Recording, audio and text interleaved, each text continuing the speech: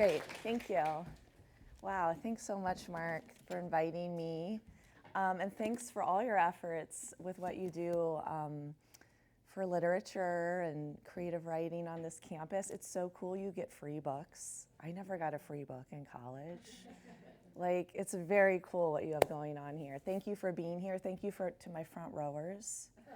Love it. And all of my rowers, thank you for being in the room.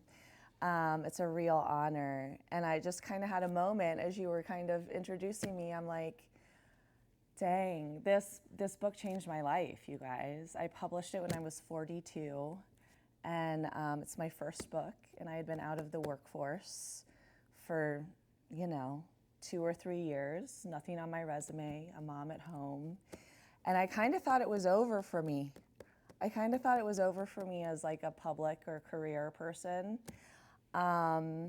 And this book sort of changed everything by, I just had to sit down and tell all my secrets, and be completely honest. That's all it took. So I'm going to read a little bit from the end of the first section of the book. So in the first section, the mother, who's called the mother or Nightbitch, thinks something might be, strange things are starting to happen. She's getting a little hairy. She's getting a little feral. She's a little weirded out, right? And so a transformation is happening. And this is coming right at the very end before the transformation takes place.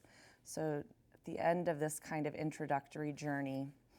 And I'm gonna start where she and her son are having lunch.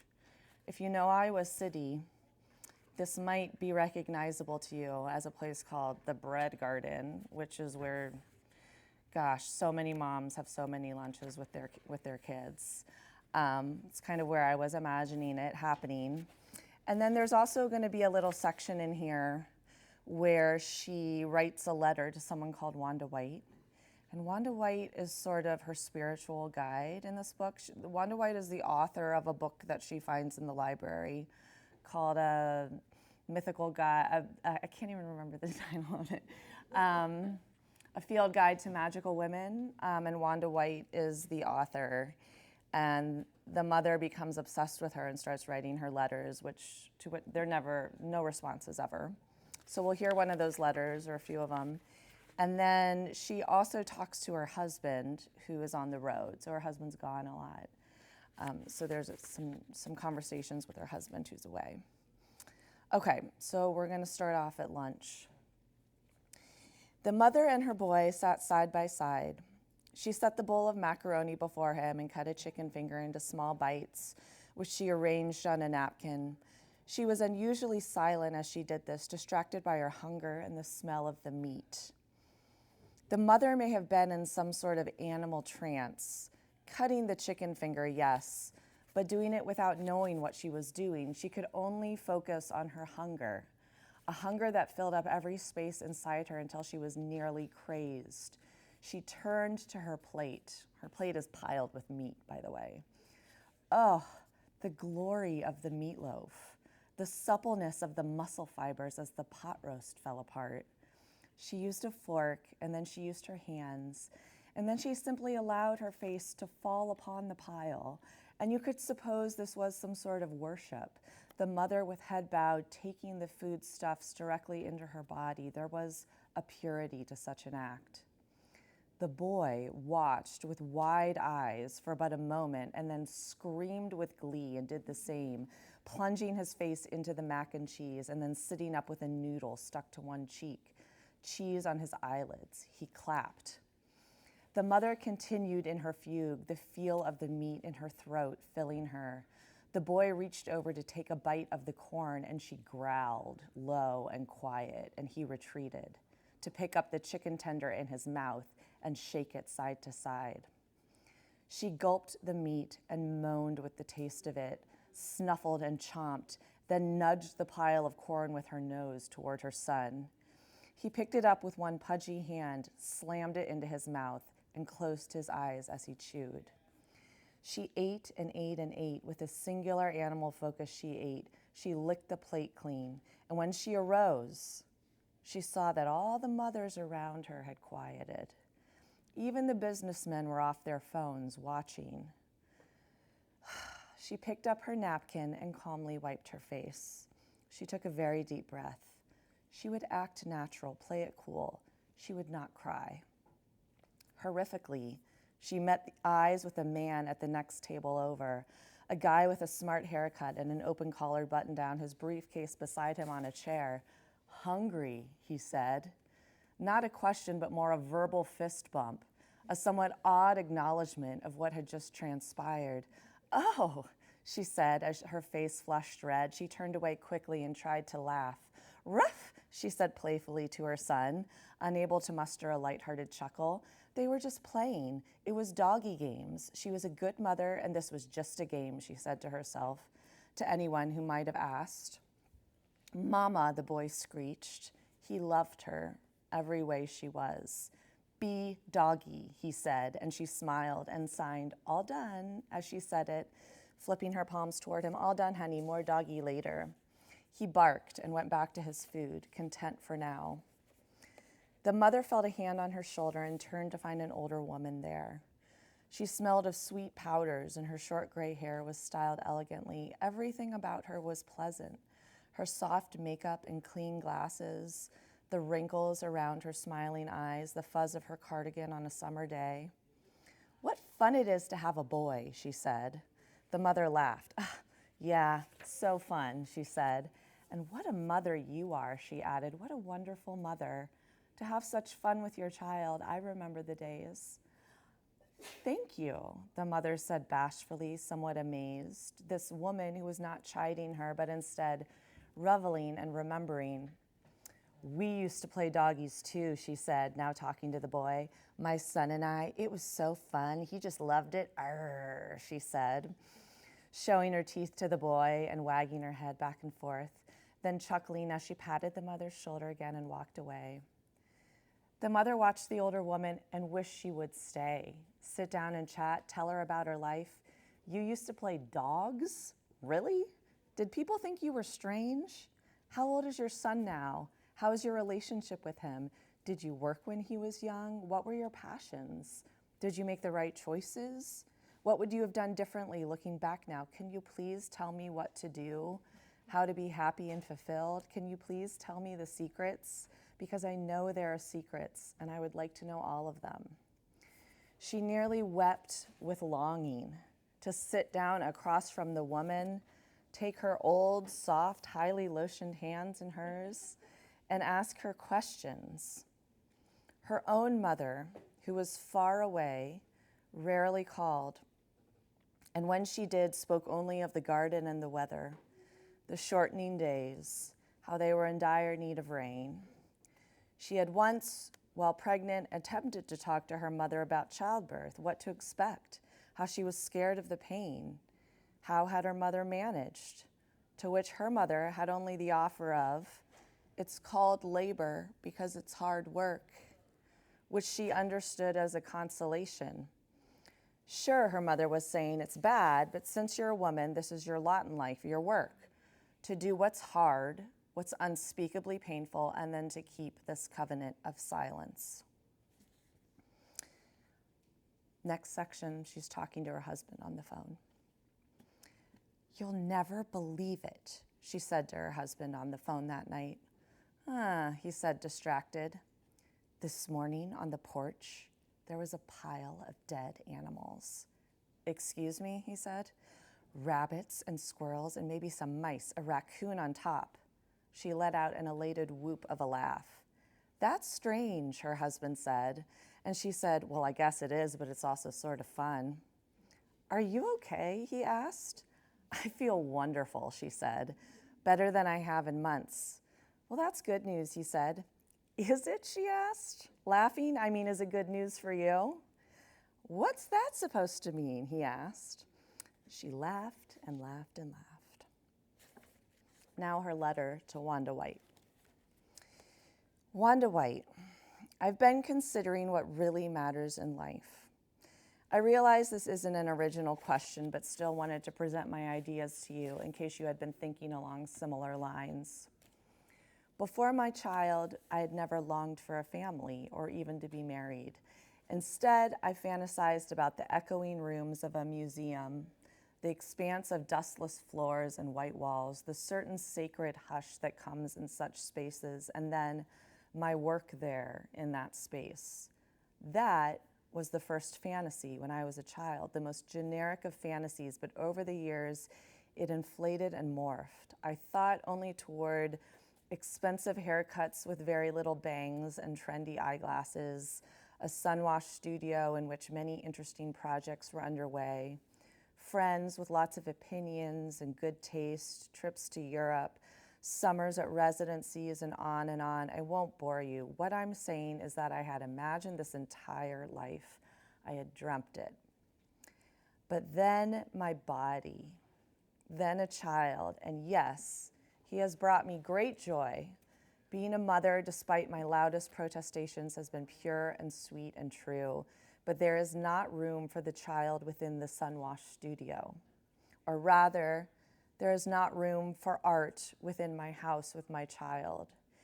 It is as if all my dreams have been reset. The walls are blank, and with them I am blank too. All this is to say, what should a woman fight for? Given her limited resources, limited time and energy and inspiration, what is worth fighting for? Is it art? In the grand scheme of things, it sometimes seems so pointless, even selfish. To force one's point of view on the world, who really needs it? Especially when a child needs a mother so immediately. I don't have any answers other than art seems essential as mothering. In order to be a self, it is essential. I should perhaps cease being a person without it. Is that enough of a reason that it matters to me? Back to the house. There are scratches on the door inside and out. The edges of the books are chewed. One of the pillows is ripped and ruined. She will not leave the house and go into town. She does not want to. She and the boy play with Play-Doh and bake a pie and dance to songs in the living room. Her entire body is covered in hair. The cat, its fluffy tail, its supple belly, irresistible. She loves to run and run and run outside on the lawn with the boy. They play catch. They play fetch. Should we get a dog, she asks the boy, and he says yes. Maybe we'll ask Daddy, she says, and then she says, or maybe we won't. They walk to the neighborhood hardware store and get dog treats and a shiny stainless steel bowl for water that she likes very much. She tries out the bowl once they get home, and the boy laughs. Then he tries it too. He wants to drink all his drinks from then on from the dog bowl, like a dog, and she does also, so they do. They share with the cat because they're good dogs. She is becoming a better mother because she is becoming a better dog. Dogs don't need to work. Dogs don't care about art.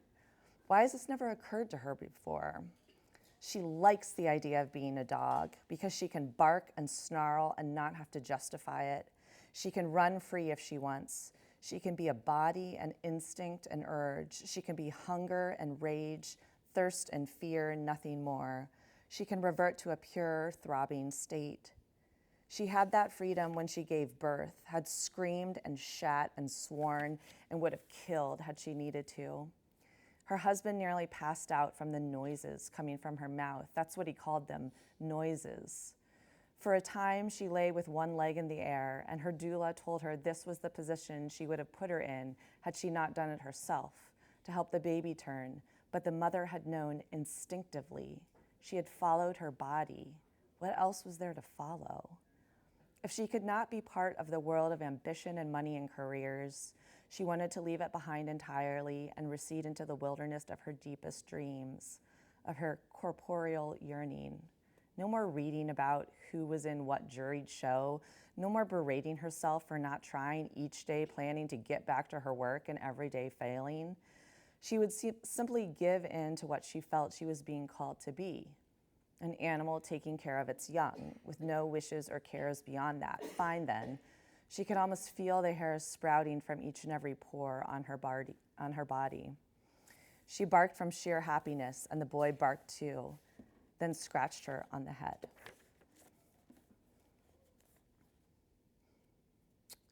She's reading from Wanda White's book now. For who is to say, quote, for who is to say what wonders and mysteries women grow within themselves, the passage read, in the dim lamplight before she drifted away on the couch in that late afternoon after their day-long canine reverie, the boy snoozing on the living room floor in just his diaper. This is from the book. Who is to say what feats and follies, what absolutely not able even to be imagined modes of existence women would have accessed since the dawn of human history? A woman, when pushed to her limit, will call on all her faculties, all her skills, all the biological tools and tricks at her disposal, not only to survive, but moreover, for those who have reproduced, to care for her young. As such, the mother, especially the mother of infants and very small children, occupies that peculiar space of in-between, not fully human or fully animal. And it is in this liminal other world where we find many of the most compelling magical women. In this space, her powers are at their most formidable and her constitution at its most volatile, creating a nexus of unmatched capacity. She sank deeper into the sofa and blinked to stay awake, for the writing seemed to emerge from somewhere deep inside her, even though it was right there on the page. Quote, perhaps most peculiar, most magical women are not aware of their powers and proceed into the realm of the magical without so much as a parting glance. To them, this journey is as natural as breath, as falling into sleep. To pass from the world of the known to that of the unknown often happens unconsciously, but whether conscious or not, it marks the beginning of what the Quolo call her aga, or second life. Final section. Her husband returned home Friday night. It was late in the summer, so late that if you squinted, you could begin to see the leaves of the trees turning. It had been a beautiful day. Even after a 5-hour drive, he was in a great mood, because why wouldn't he be? The side screen door was unlocked and the heavy winter door behind it ajar, as they often left it in the summer. A breeze pushed in through open windows and music played softly from the living room. Hello, he said, kicking off his shoes and leaving his suitcase by the washer.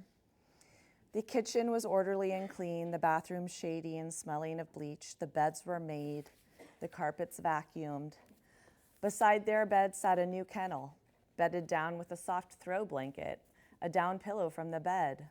No dirty clothes on the floor, as there usually were. No wayward toys strewn hither and yon, as there usually were. Twilight breathed in and out of the open windows, moving the gauzy curtains. He walked through the house and called for his wife. Honey, he said, where are you? In the living room, he found the boy, happy and clean and only a diaper, sitting beside a dog who was stretched out on the clean rug. The dog was enormous and reminded the husband of a wolf with a thick coat of silver and black fur. It opened one eye and watched the husband. Baby, where's Mama? He asked. The boy clapped and laughed. Dog, he said joyfully, then wrapped his doughy arms around the neck of the animal and laid his tiny head on her chest. The animal rose as the husband approached, hands in the air as if he were being robbed. Good dog, he said, good. The animal pulled back its lips to show its teeth, then snarled quietly from deep in its chest. In one sharp movement, the dog rose and sprinted to the back of the house, to the French doors, which had been left open, and out onto the lawn, where the long day was darkening. The child screamed with glee, and the husband chased after the dog out the same open doors. His wife, he thought, moving toward the coming night. She must be out there.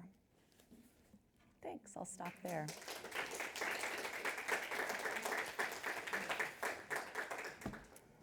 We'll open up to a Q&A. So if anybody has a question, feel free to ask. I was wondering if there was a moment in time that inspired the idea behind this book, or how you shaped that. If it was like Shazam, a lightning bolt. Yeah, so thanks. The question was what was the moment in time that inspired this book? Before I started writing this, I was trying to write a collection of short stories about motherhood, or maybe essays about motherhood. I didn't know what I was doing. As you know, we never know what we're doing when we begin. And they weren't really coming together. And then I had an episode, much like I didn't read it, but there's an episode in here where the mother is awoken during the night, and her kid is a bad sleeper in the book. And so you have to imagine her child's like 2 or 3 in this book, and she hasn't slept through the night in probably 2 or 3 years, which is a form of torture. And so that was also my experience. And so when my son was around that age, if I would turn feral at night. Like if I got woken up, I was so angry. I felt like I could have like ripped my husband's throat out with my teeth. Like, and it was sleep deprivation. It was just this exhaustion. And so that kind of happened one night. He's like, "You're so mean at night when you get woken up." And we started this joke. It started as a joke, like the Nightbitch joke. And then I just started thinking, that it'd be a really bad idea to write a book where a mom turns into a dog. Like, that's a horrible idea. Very dumb. And then I'm like, I have to do it. Like, and I think there was something about it being dumb and funny and irreverent that appealed to me, because I was so kind of sleep deprived and feral and angry myself. You know, that there was like, I can like lighten up and write this sort of funny story about a mom turning into a dog, but it can also kind of contain the feral rage that I wanted to include in the book. So it was really that joke that kind of brought all of this wandering writing together. And I decided, as soon as I kind of decided on that and decided her name would be Nightbitch, it took off in a cool way, yeah. Yeah, I think sleep deprivation can lead us into those uncensored worlds of space where our imagination thrives. It's really an altered liminal space, right, where things get super weird. Yeah, for sure. Yeah, sort of a follow-up. What was it like to, and I saw you at Fleur like last year. Oh, Yeah. rad. Thanks for coming. These are great questions. What was it like to transition from writing, like being in the world of Nightbitch, to back to your actual life with your kid, and how do you think you changed maybe in retrospect throughout that process? Like changed at home, or? Just like, I mean, it's a couple years removed now. Yeah. Well, I wrote this book in a way I'd never written before, which was very on a schedule, very regimented, very disciplined, because I didn't, I would have a few hours at a time where I would go to the coffee shop. I still can kind of not write at home. It's better now, but I just need to get out of like that psychic space, because there's chores and things to do, there's so much to do at home. So I would go away from out of the house for a few hours, do my 1,000 words. And I think it improved things at home, right? There was a certain point before I was writing where my husband even said to me, he's like, "You need to write." You need to go and do the thing that fills up your cup. Even if you don't feel like doing it, even if that you don't think there's anything there. And that really was my experience for the first couple years of motherhood. I didn't even want to write. Like, I just wanted to be with my son. And so it was a real relief, actually, to start writing and to have a place to put all of these things I had been thinking about, and to try and process this huge transition, like what a huge transition that for me at least, had been presented as something that everyone does. It's totally natural. It's going to be no problem, right? And I was like, wait a second, no one told me about all this stuff. There's a moment where she's like, I want to know all the secrets. And I just felt like I had been left out from some like club where everyone had already like learned all this stuff about motherhood and knew that they were going to feel crazy and like knew their feet were going to be a size larger after, so it was a real relief. And I think it actually like took it was like a pressure valve. It like released pressure at home. And I always find that to be the case, that like, in motherhood, it's so easy to just give your entire self. And it feels good too, right? Like you love your kids so much. But if you have something that fills up your cup, whether it's like making art or writing or running marathons or gardening or whatever it is, like that as a practice, as like a self-care practice, is so important. And I wish I had known that I also need, like, it's going to be essential to maintain the thing that fills up your cup, your identity outside of motherhood too. Yeah, thanks, great question. I had a question about, we were talking about my lit class, and we were thinking about, okay, so she turns into a dog, and there's some ambiguity maybe about what that looks like, but why, I mean, and you talked about the joke, the origin story of like where the idea came from, but why do you think it's like essential that it's a dog? Like, for instance, not like she would turn into like a giraffe or a monkey or something. Giraffe. Like, how is like a dog actually like kind of like apt for what you're trying to like explore? Yeah, and I did read the one scene that's like a problem in the book if you're trying to read the dog transformation as being metaphorical, or there's one scene where there's a dog, like what's that dog? I don't know. Is it the mom? Okay, so to be honest, I gave zero thought to why a dog when I started writing this. Didn't care, was just like, it feels right. And I also think that's been my experience. I have a friend who writes for New York Magazine, and she's like very intellectual, and she writes these brilliant pieces. And one time she said to me, she's like, I feel like you're a very intuitive writer, like an instinctual writer. And I was like, do people write any other way? Like, you plan ahead? And so I just went with it because it felt right. In retrospect, I've engineered an explanation as to why it needs to be a dog. I mean, and I do think it's, the dog is a great metaphor for, how we take our wildness and domesticate it, right? And it moves between worlds, that we've taken something that is wild and we've turned it into something that has been tamed and moved into the domestic space, into our households.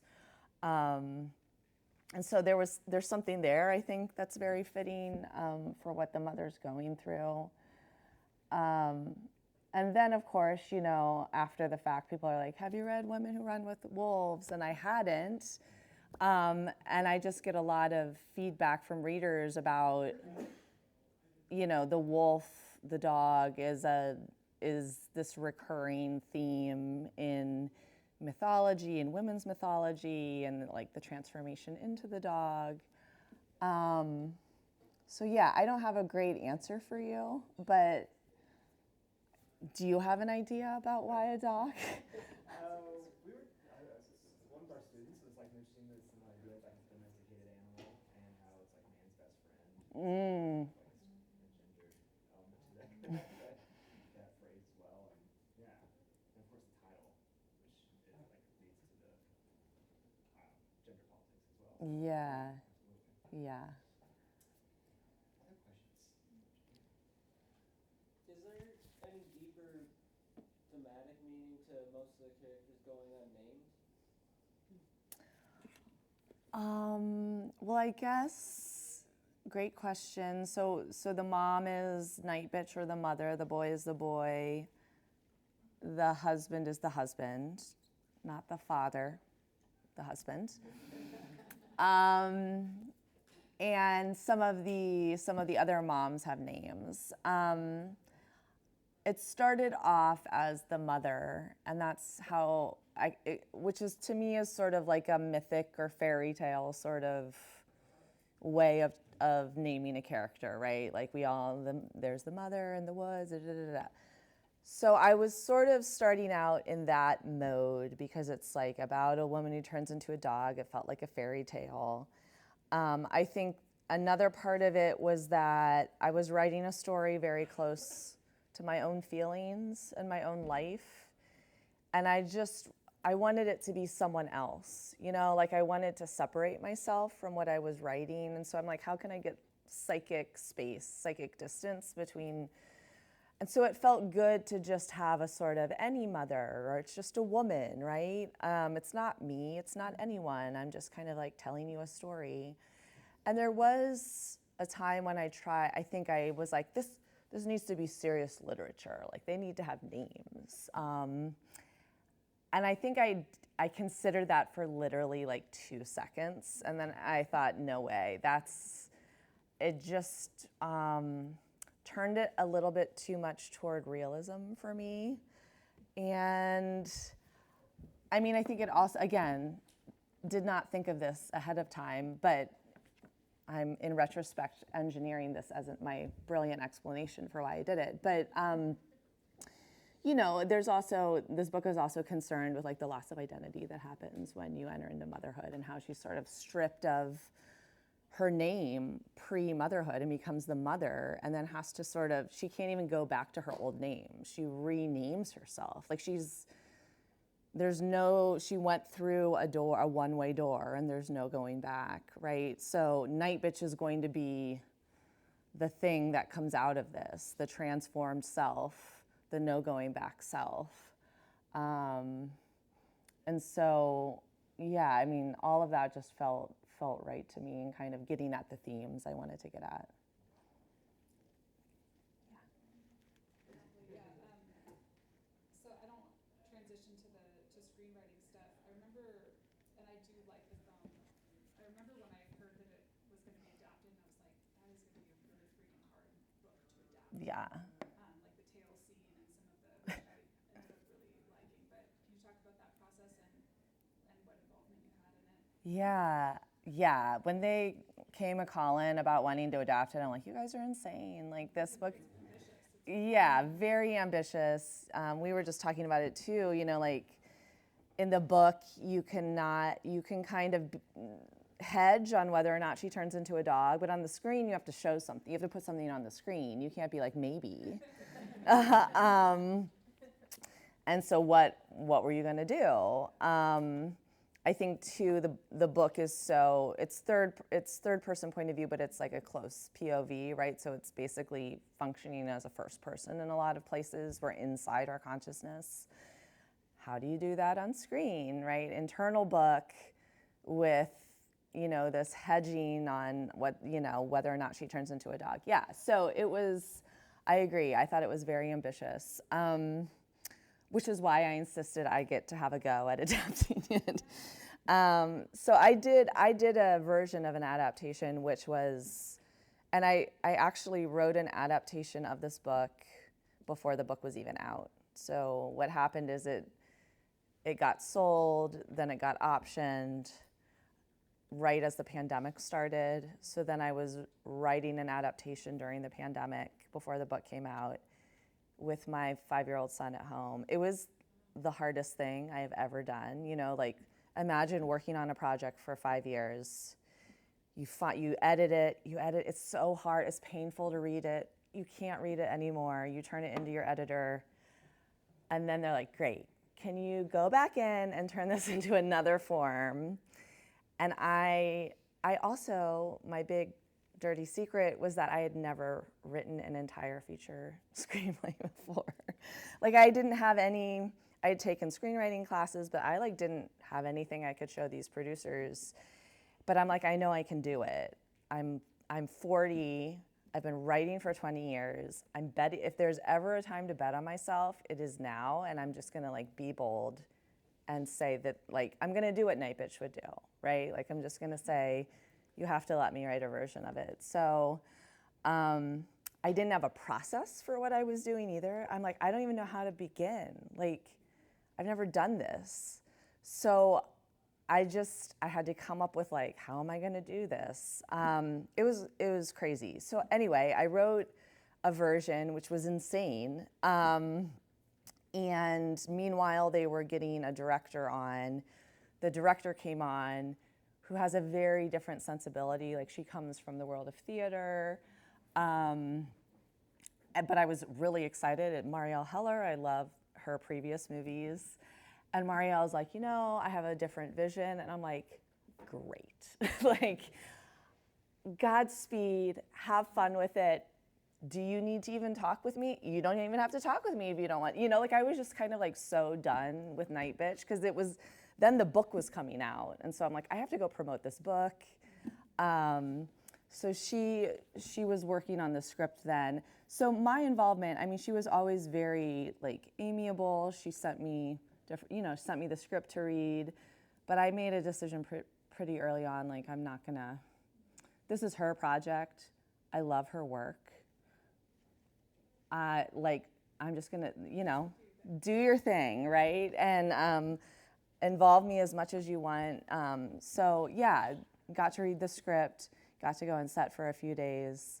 And it was a very, I mean, that also, the kind of like making them let me write a version is what got me into the WGA, and got me a sample that then now I'm working, now I'm getting jobs. So that was also, even though it didn't get made, it was this door into a whole different world, that I otherwise wouldn't have access to. So, yeah. She's great. I'm curious, so the adaptation, when you watch the film, what is like something that you have, I don't want to be super negative, but like a question about, like, you're like, oh, I don't know how I felt about how they changed it, and what's maybe something that they felt like, oh, that's like, it's an improvement, like, or like you added something new to it. Well, my whole, like, I saw early cuts of it, before it was like color corrected, but it was also edited differently. And I've never had the experience of watching a film, and after I'm done, I literally don't know how.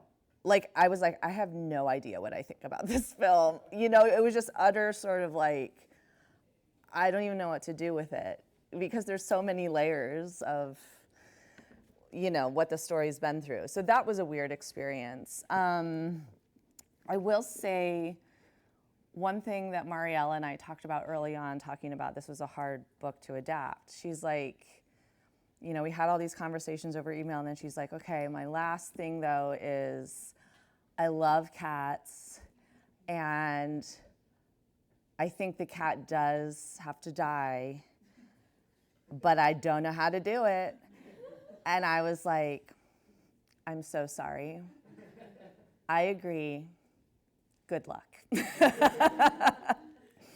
I have no clue. And I was like, I don't think you can have her kill it with a knife in the film. I think you'll lose everyone. She's like, yes. So I thought what she came up with was great, actually. She's like, we don't see it on screen. It's suggested that the cat is killed by the mother when the mother is a dog, which makes perfect sense. It's there in the morning. And I was like, you did it. You like solved the problem, So I was really pleasantly surprised at that. I think what surprised me, and I don't think it's bad, is just, we were talking about the tone. And I do think the movie, even though there's like a lot of different tones it's hitting, it's like funny sometimes, it's sort of brutally, agonizingly, like emotionally earnest sometimes. It's like body horror-y sometimes, right? It's hitting all these different kind of genre notes and tones. But I do think it's sort of like, in some ways, like lighter and funnier or goofier than the book is. And I think that's also feedback I've heard is some people are like, oh, I sort of want it to be angrier. Like, the book is sort of more aggressive and angry. There's an angriness that comes through that I think is not as present in the movie. And probably that is also the correct decision. But that was just something that was interesting, because it seems like the book is just sort of infused with this like rage that turns into sort of like power by the end. And it was a different journey, I think, in the movie for the main character. It's maybe sadder. The movie's kind of sad, I think. Well, Amy Adams by the way, plays it kind of like sad. Yeah, she seems sad. Yeah. Yeah. She played off as like more pathetic, whereas I feel like your character is much more like in charge. Yeah, but like crazy. Yeah. Yeah, I feel like the character in the book is like deranged, and Amy Adams is like understandably like depressed. You know, like it's much more grounded in the movie. Yeah. I think the Coen brothers would have been good for this film. I agree. I think I would love them to do anything. Yeah, but they're great. Their films like walk that line of somehow being utterly realistic and utterly absurd at the same time. Like they take place in the real world, but the characters are absurd, and they can be like really emotional and really funny. I don't know how they do it. I'm still trying to crack the Coen brothers code. They're so good. Yeah. Yeah? This book, the writing process is so infused with your own life experiences. And it's been very successful. How do you move forward in your writing, your inspiration, after an experience like this? Great question. That's kind of what I'm faced with right now, actually, it's been almost 5 years since the book came out, and then there was the movie, and then there's, coming and talking to people about it and about these themes and thinking about it. And kind of being a public person about something that was very personal and private. And so now I think what I've done is another book sort of scared me. And so instead, I've just given myself the permission to write screenplays and to play around in a new form, which feels really exciting. And now I'm kind of getting back to, okay, I feel like there's another book I want to write. How do I do that? And it's really intimidating after having a book that was so successful, like your first book. And there are a lot of voices in your head about what you should write. And a lot of false starts. The beginnings for me, before you find what you're doing, are my least favorite parts, because you're just wandering around in the dark. And that's where I kind of am right now. And I think I keep going back to this original impulse, which is an impulse I love bad ideas. I love to write books that are rebellious in some way, or I feel like I'm being bad by writing them. That's a great motivator for me and a great engine. And I think traps for me are trying to write something good that people will like. I need to write something I will like that's very dumb. And then that's just and this is like, I've only arrived here after, a year of trying to write something good that, is going to get me, the New York Times will write a nice review of it, right? And it's really like the only thing that's ever worked for me is writing books for myself. And other people have other ways of doing it, and it's just always been a deeply personal thing for me. So now it's like, okay, what is the book I need to write for myself now? And how can I think part of the magic of this book is when I started it, I was like, I'm never showing it to anyone. I'm just gonna write exactly what I want, and I don't ever have to show it to anyone.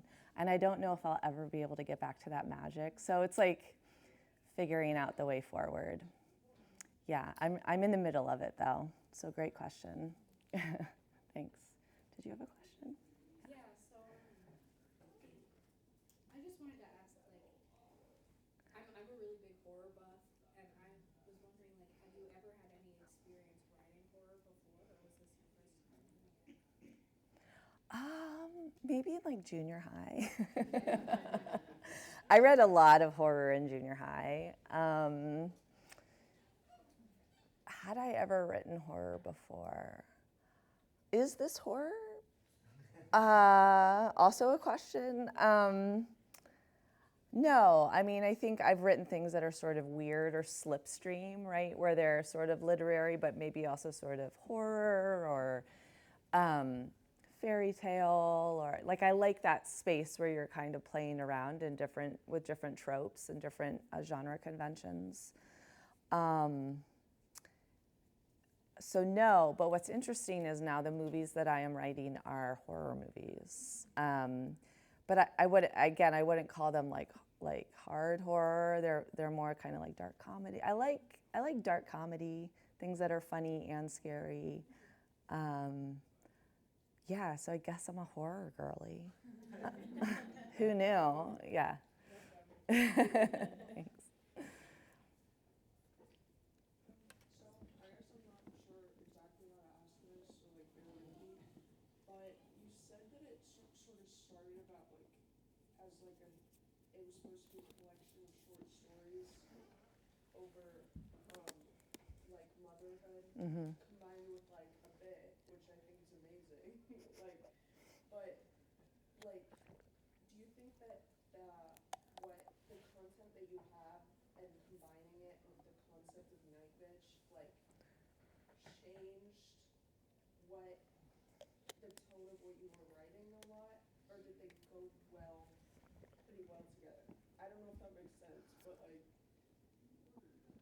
So so moving from like thinking I was writing a collection of short stories, Nightbitch, to writing a novel, Nightbitch, changed kind of like the way I was writing it. Kind of? I think so. I think that's a great question. So I started off with the short stories because I didn't know how to write a novel, but I kind of knew how to write a short story. And I had actually never thought that I would ever write a novel. Like I never aspired to be a novelist. That seemed weird to me. How could you possibly do that? So, did it change? Yeah, I mean, the thing about a novel is I'm like, oh my gosh, I have unlimited space. Like a short story has to be this like, it's like a watch. Like every little gear has to fit together and it has to work perfectly. And at the end has to like leave you with this feeling. They're so hard to write.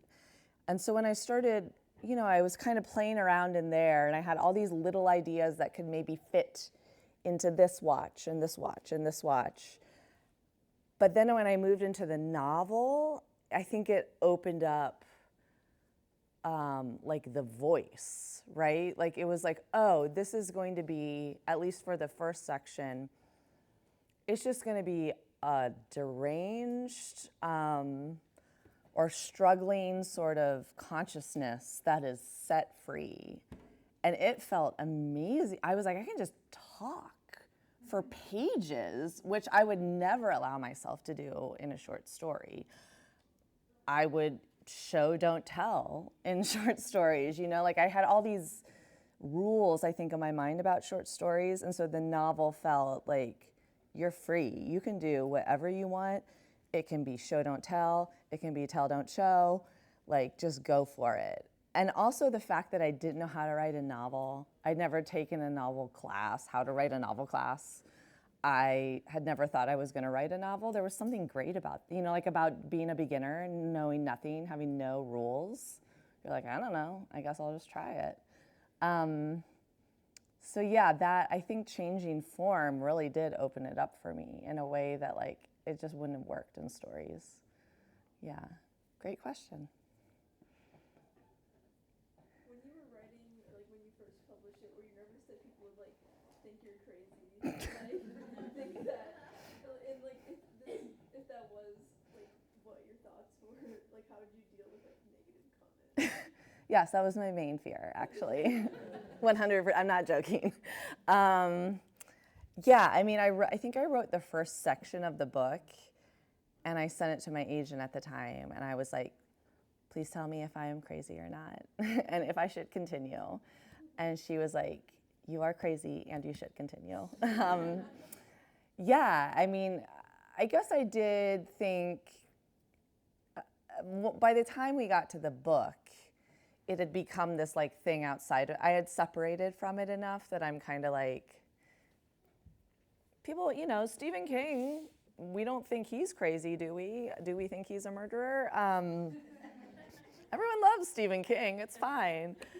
But yeah, I mean, I think there was this fear, obviously, before the book came out, that people would be like, Rachel Yoder is a horrible person. She's crazy. How could she say these things? And it was incredible to instead have like rooms full of mothers being like, you said exactly what I was thinking and I was afraid to say, like, this is my story. And I'm like, are you serious? That was, I had completely not anticipated that at all. And actually the only real blowback I've gotten is from my extended Mennonite family, who have been the meanest, and have kind of been like, how could you? And that's a whole nother story, but like, that has also been an interesting journey, and a necessary journey. So, like, all of my worst fears came true. The dreams I hadn't dreamt came true. You know, like, it's been this like really amazing experience of just being kind of like utterly bewildered and just walking through it and trying to pay attention, you know? Yeah, but yes, that was my first and greatest fear, that people would think I was crazy. Yeah. I feel like I saw a lot of stuff that, like, if there was any negative reviews of the book, it was a large cat contingent that Oh yeah. doesn't end well. That would probably be like the biggest fear. People are like, there's something wrong with you. How could you do this? Which, I mean, I love cats. I'm a cat person. I love cats, but yeah. Yeah, I'm curious, it's kind of a standard question of what you're reading and watching right now. Oh, I love talking about that. What are you reading and watching anything fun? I'm not, sort of embarrassed to admit I was watching the JFK and Carolyn Bessette show. That's not embarrassing, yeah. I've been curious about that, yeah. I just finished a show that's an older show by Alex Garland called Devs. Have you guys watched this? It's a limited series. It's eight episodes, and it's about this like tech guru who's created this supercomputer. Is it God? I don't know, you know, maybe.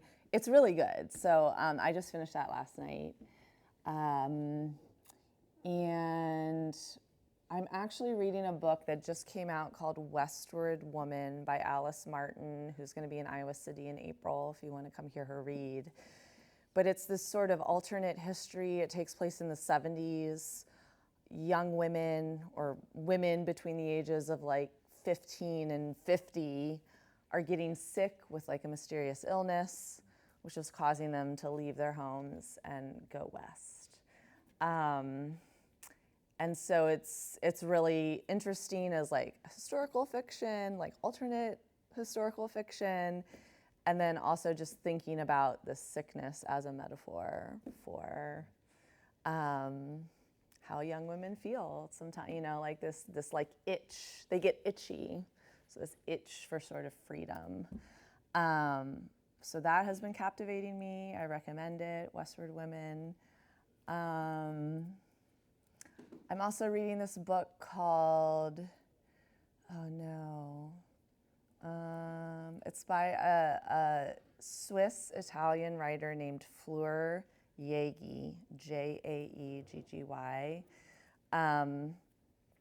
And it's retrospective, and it's about girls in a Swiss boarding school and like one girl's obsession with another girl. So it's 101 pages. It's very weird. It's sort of like a fever dream. It's sort of like Wanda White wrote it. It's like this weird mystical recollection of an obsession with another girl and living like away from your parents and being raised in boarding schools. Anyway, I've been sort of obsessed with that book, although I can't remember the title. Yeah, but I'm teaching, so I'm, reading a lot of my students' work, which is on point, you guys. It's really, really fun to be reading their features. Yeah. Maybe like a follow-up to that, like what influences you? Like what influenced this particular book in particular in terms of like books or film that you kind of like maybe went back to while you were writing it as inspiration? Well, one thing that influenced me, do you guys know about Charlotte Perkins Gilman and the Yellow Wallpaper? It's this, the story written in the early 1900s. Charlotte Perkins Gilman was given a rest cure early in her motherhood. There used to be these things for women called rest cures to treat their hysteria. When they were acting hysterical, they would have to go away to the country and be locked up and only eat veal and drink milk and do no brain work. They weren't allowed to think or read, just be in a room by themselves and look out the window and fatten up a little, put on some weight. These were called rest cures. And Charlotte Perkins Gilman, who was a writer and intellectual, was subjected to this, and it made her go crazy, as one might expect if you were locked up, right, and treated like an infant and not allowed to have agency in your own life. So she wrote this story called The Yellow Wallpaper, in which a woman is locked up by her physician husband, slowly goes crazy, and at the end is crazy, and her husband's surprised, and he faints. Okay, so I read this in feminist literature, women's lit in college, and learned about rest cures and have been obsessed with it for the last 25 years or whatever. And so that was something, there's a reference to that really early on in this book. So that's something I've been thinking about, was thinking about female hysteria and how we get, oh, you're crazy. Why are you acting crazy? And it's like, because acting crazy is a totally reasonable response to like the conditions in which I find myself. So I am working on this is a very long way of saying I'm still thinking about The Yellow Wallpaper.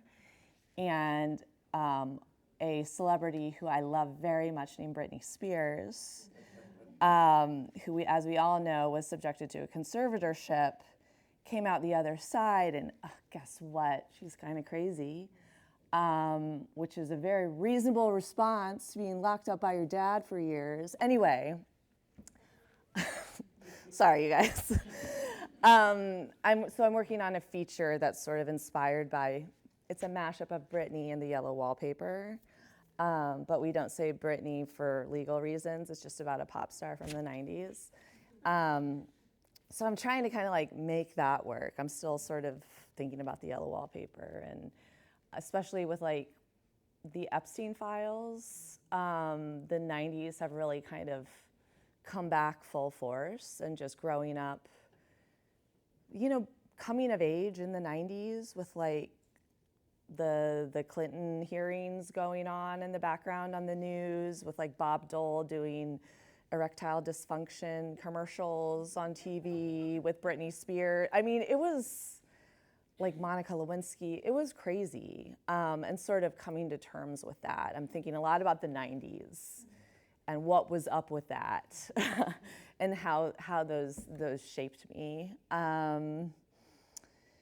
Yeah, and I'm also, I brought up Fleur Jaeggi because I'm also really kind of dedicated right now to reading women who were left out of the canon, because I was reading Hemingway and who's great, and other men, but like women who are writing alongside like mid-century writers who just weren't included, who are incredible. And Flora Yagi is one of those. There's also Tove Ditlevsen. I don't know if I'm saying her name right, but like her short stories should be standard higher ed. Like everyone should read them when they go to college, like alongside Hemingway short stories. They're like that good. And so those kind of lost women are inspired. You know, I'm kind of like thinking about them and thinking about them sort of like writing in midlife and not getting, you know, any kind of readership, not getting the sort of spotlight they deserve, and how I can kind of be writing in their, you know, as in their lineage, like what that means, what that would look like. And so I think that's going to kind of be informing like the stories and novels I'm interested in. Yeah. That might be a good moment to, oh, I'm sorry, okay, let's do one more. No, really.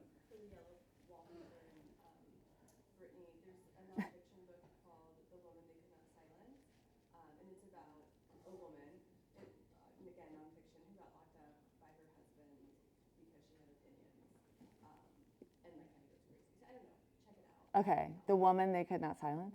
Okay, By Kate Moore. okay, thank you. Great. All right, let's give a round of applause to Brittany. Thanks, everyone. All right, if you want a free book,